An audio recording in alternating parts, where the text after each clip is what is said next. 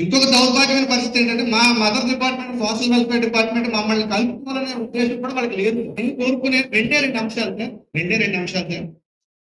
ఒకటి, minimum degree qualification గల మమ్మల్ని ఇప్పుడు ప్రస్తుతం విజనరీ లీడర్ మన సీఎం గారు effective utilization of man power అని వారు చెప్తున్నారు కాబట్టి కేటగిరీ 1 లో సెలెక్ట్ అయిన మమ్మల్ని, మహిళా పోలీసులు అవ్వచ్చు లేదా వెల్ఫేర్ అసిస్టెంట్లు అవ్వచ్చు, మమ్మల్ని వివిధ డిపార్ట్మెంట్ లో ఖాళీగా ఉన్న జూనియర్ అసిస్టెంట్ పోస్ట్ అనేకమైన ఉంటాయి సార్. వాటన్నింటిలో మమ్మల్ని భర్తీ చేయాలని అయితే మేము ప్రత్యేకంగా కోరుతా ఉన్నాం సార్.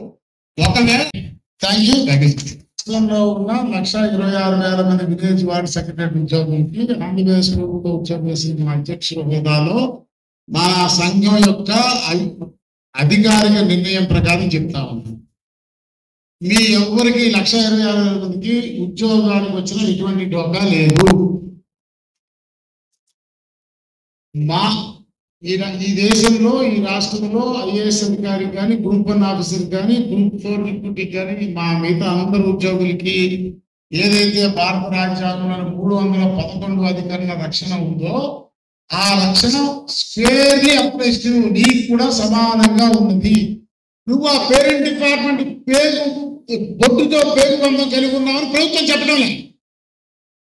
ప్రభుత్వం ఆ మాట చెప్తే వీడికి తల్లి పేరు బంధం ఉంది ఆ శాఖతో ప్రభుత్వం చెప్తే అధికారి పోషణగా వాడేవాడయా నేను వద్దండి. సంచలనం చినుకల్లే మొదలై ఉప్పెనగాదా ఈ కథనం. నీలో ఈ జడికి చలనేగే అలజడికి గెలుపల్లే మొదలై చరితగా మారే నీ పయనం. నీ ఆశయమే తమ ఆశ అని, తమ కోసమని తెలిసా నువ్వు లక్ష్యమని, తమ రక్షమని నినదించేరా. పదర పదర నిగతము వార్షిక సమావేశాన్ని మా కాకినాడ జిల్లాలో మనకి ఏర్పాటు చేసి ఉన్నారండి. దీని పక్కన సచివాలయ ఉద్యోగులందరి యొక్క సమస్య పరిష్కారం కోసం మేము కూడా మన సచివాలయం ఎంప్లాయీస్ కి ప్రెసిడెంట్ గారైన అబ్దుల్ ప్రతాప్ గారిని, అలాగే సార్ సూర్యనారాయణ గారిని మేము కలిసి ఉన్నాము. మా అందరి సమస్యలను రిప్రజెంటేషన్ గా ఇచ్చి ఉన్నాము. వారందరూ సానుకూలంగా స్పందించి మా కోసం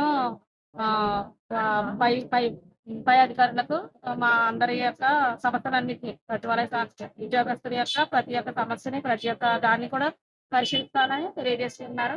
ఈ విధంగానే మన అందరం కూడా యూనిటీగా, సచివాలయ ఉద్యోగులు అందరూ కూడా యూనిటీగా ఉండి ప్రతి ఒక్క కార్యక్రమాలని, ఏపీడీఏ ప్రతి ఒక్క కార్యక్రమాలను కూడా దిగ్విజయంగా ముందుకు కొనసాగించాలని కోరుకుంటున్నాను. వేదనకి పదునల్లే విసిరిన ప్రాణం నువ్వేరా.